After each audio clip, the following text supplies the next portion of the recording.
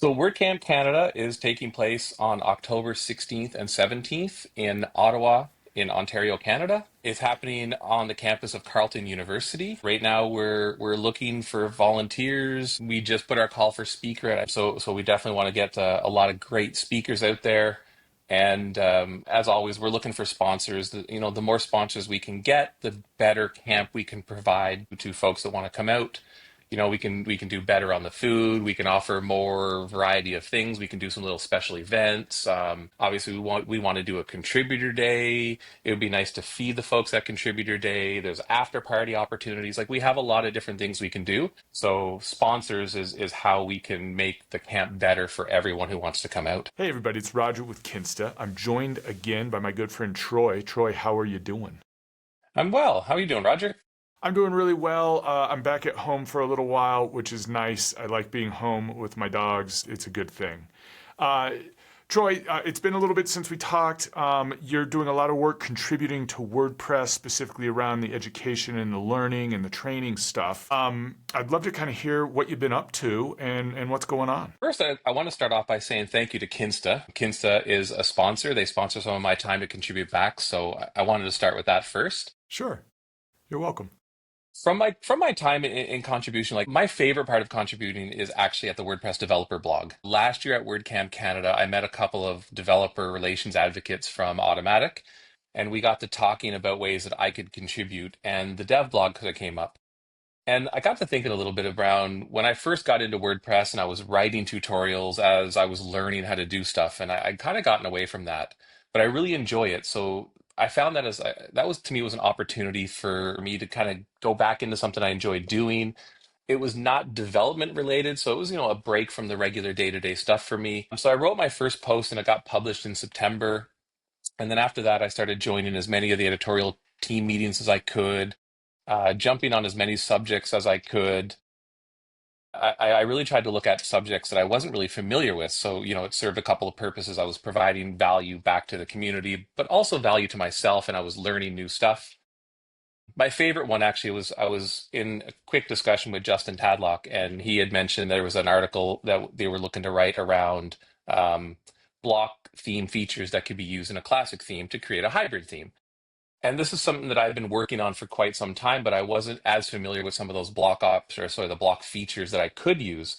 So I thought I could kill two pigs with one bird essentially by doing some research in there, learning a little bit more about what I could use for my personal work, my professional work, but then to give back to the community. So things like that I really enjoy doing. Just getting prepared to write my next article, which is going to be around an advanced multi-block. That was actually a follow-up to the first article that I had written. The reason why I wanted to follow up is I had some additional ideas, but the user comments from that first article kind of really inspired me to do a little bit more.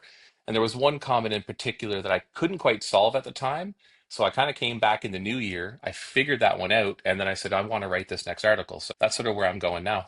Okay, very exciting. With the blog, as you're coming up with these articles, you said that you're getting feedback from the customer, from the comments and people sharing what they're looking for. As you're looking at the community, what ways are you making sure that you're really striking a nerve with what the community's looking for and what's really helping to maybe drive the adoption of the block editor and of WordPress in general?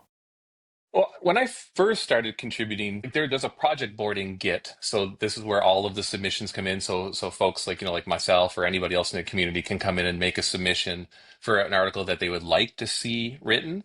Okay. Or other writers can come in and say, hey, I have an idea. I'd like to write this. And they can make that proposal. So when I first got into it, I was looking at what was already available as I was trying to figure out what I wanted to write about from my own experience. So I just started by going through there, looking for some articles to try to find things. And of course, knowing that these were things that were either picked up by the leads of the editorial team at that time or folks who were making submissions. So I felt like those were articles that people wanted. So I wanted to start writing around those. And I think just by me submitting some articles too, then they became discussion points during the regular editorial meetings. And they got a lot of upvotes, and so to me that meant some folks wanted to see what I had to say about the whatever topics those were. Sure, that's fantastic. So just to kind of back up a little bit, if people are interested in submitting these ideas, where are they going to do that? So we have a GitHub repo. I'll share you back the link after, and we can include it in the notes. So there's a project board there. Folks are asked to submit their ideas in discussions, and then they get reviewed by the editorial team. They get brought up during I think it's a bi-weekly meeting. Now they get brought up there for discussion. Those who join the meeting get to vote on those or follow up with questions, and then if they get approved, they get moved into an actual task on the project board. Excellent. All right. And so, also to kind of cover here, we're talking about the developer blog. So, we're not talking about like end user, how do I log in, how do I create a post? This is really getting into the nitty gritty of things. Where do you think is like the minimum entry level somebody should have when they're really considering, jumping into this GitHub and starting to participate in these conversations? I mean, I think anybody who wants to get into development, like a beginner, can easily get in there and start suggesting things that they would like to start learning. And then there's experienced developers that hopefully will be able to jump in and start putting into that content. I think that's a really great way for beginners to start seeing, getting involved a little bit. For more seasoned developers, I mean, just jumping in there and submitting some articles and stuff.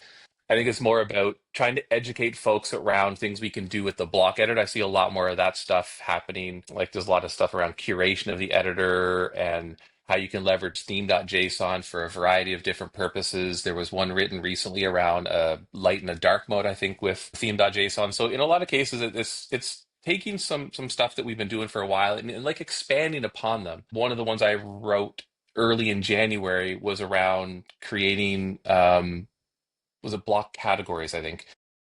Something that I thought was just a really, really simple thing, but it turns out there was like 6, 7 ways that you could go around making some block categories. So it was quite interesting to dive into that one because for myself, like I learned a lot from that process. So I think those are things that we're looking for on the blog, just ways to expand upon maybe some already stuff that's already common knowledge. Excellent. Yeah, and I think it's always interesting coming back to that beginner's mindset, right? Like when we're used to stuff, we just assume, oh yeah, everybody knows about this. They don't want to hear anything more about it. So it's always good to kind of rehash topics and find different avenues and angles at it. Would you say that you could use more contributors? You could use more people participating in those conversations? Absolutely. Like right now, I mean, we could always have more writers. I mean, it's nice to get a lot of variety, a lot of different points of views. I mean, how I might approach something would be different from the next person. Maybe I'll write something about a function or a topic that, someone else would do differently. We could always use people that go review. That's another big one too. Like it's one thing to sit down and take the time to write the article.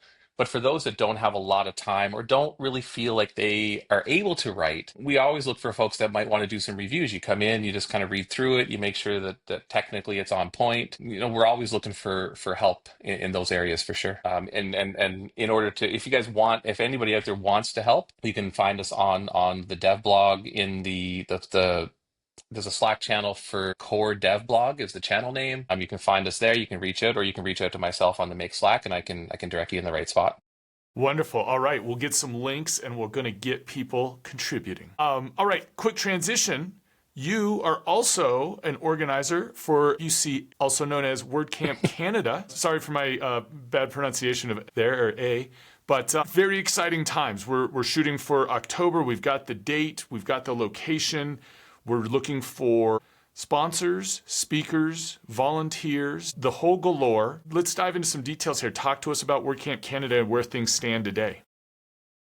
So WordCamp Canada is taking place on October 16th and 17th in Ottawa, in Ontario, Canada. Obviously Canada. It's happening on the campus of Carleton University. And yeah, like you said, right now we're looking for volunteers. We just put our call for speaker at, I think it was last week, maybe a week and a half ago or so. So we definitely want to get a lot of great speakers out there. And as always, we're looking for sponsors. The more sponsors we can get, the better camp we can provide to folks that want to come out. We can do better on the food. We can offer more variety of things. We can do some little special events. Obviously, we want to do a contributor day. It would be nice to feed the folks at contributor day. There's after party opportunities. Like we have a lot of different things we can do. So sponsors is how we can make the camp better for everyone who wants to come out. Excellent. All right. And, there's been a teaser about potentially having a hackathon. Talk to me about that. That was an idea that we floated around just we started talking about it at the point when the bigger the cloud, the hackathon was happening. And of course, we want to do a contributor day. And that's sort of the common thing that you see at a lot of WordCamps. And we threw out the idea of a hackathon. Now, I don't really know what that looks like. I know we just started a little spot in our GitHub repo to start generating some ideas there. So I don't really think it's kind of jumped off the ground yet, Okay. but there is some potential there for something to happen Okay. in addition to contributor day or as a part of it or something. Okay, okay. And I know, because I know, I was at the hackathon at CloudFest just for a little bit earlier this year, and there was a lot of excitement around that. So, what I can tell you is that if you mention hackathon, people will pay attention. It seems like it's just a great way to get a big variety of people, not just developers, together and working on some sort of an issue or a problem. And it's just a really fun way. So I'd love to see maybe something happen there. I know I'm getting ahead of the gun a little bit, but let's talk about kind of organizing a contributor day. What goes into that? What's kind of the roadblocks preventing that from happening right now? I think right now is just making sure that we have the funds in order to solidify the venue for it. After that, honestly, I'm not sure. I've not been a part of planning a contributor day in the past. I've been an organizer on, I think, three WordCamp Ottawas in the past, but not part of the contributor day. So it's definitely something that I've already put my hand out to be a part of that team, if not lead that team, because I want to learn how to do it and I want to make sure that we do it. Like the going to the conference is great, and I love communicating with the folks. I love seeing all the sessions, but for me, I like to get in there at a contributor day and learn from the other folks, and then figure out other ways I can contribute back to the project that I might not have known before the contributor day. So. Excellent, excellent. All right, so bottom line, we need to get some more sponsors in here. We're going to have a WordCamp Canada, but we can make it even better if we can get some more sponsors. So we need that. Speakers, I mean, who doesn't want to go to Canada and speak about WordPress? Come on, people, let's get signed up. Let's submit your ideas there. And then volunteers. People need to help out. It's great to have as many volunteers as we can have. Based on prior events, Troy, what are some of the things that you're really excited about this year? Any like topics or themes you're seeing from speaker submissions so far? Not so much on the speaker submission side. Like we just got going. There's a few in there. I haven't really gone to take a look at. It's still kind of early for me to want to jump in there just yet. I mean, I've submitted one as well. I Okay. think what excites me about this camp is the fact that we're going to the university and we're going to go on a campus, and the focus here is around education and innovation, and we're hoping to start getting some more stuff around AI. Kind of going back to the campus, it sort of really just kind of fit in well with the theme of like education. I've heard a lot in the community in the last year or two around, trying to find ways to educate younger developers and kind of keep them in the WordPress ecosystem, and seeing what the younger generation can do to really kind of expand, our world. And I really like the idea of doing this on campus and focusing on education and innovation. So. Excellent. Very exciting. And that's a topic you and I have talked about many times, is how do we get the youngs interested in not just WordPress, right, but the open web in general. People are so siloed into their social media platforms now that we need to somehow re-educate them. So I'm excited about all of this. As always, Troy, I like to keep these short and sweet. We've come to the end of our time.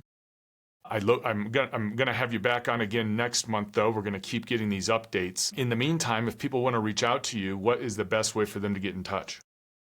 I'm on Slack almost all the time, so you can find me on the Make Slack. I'm on Post Status Slack, easiest way. And we have a WordPress Canada Slack as well, so I can share back that link with you as well, Roger, and you can add it to these notes as well. Excellent, Troy. Always great to talk to you, and I look forward to speaking with you again soon. Great, thank you very much, Roger.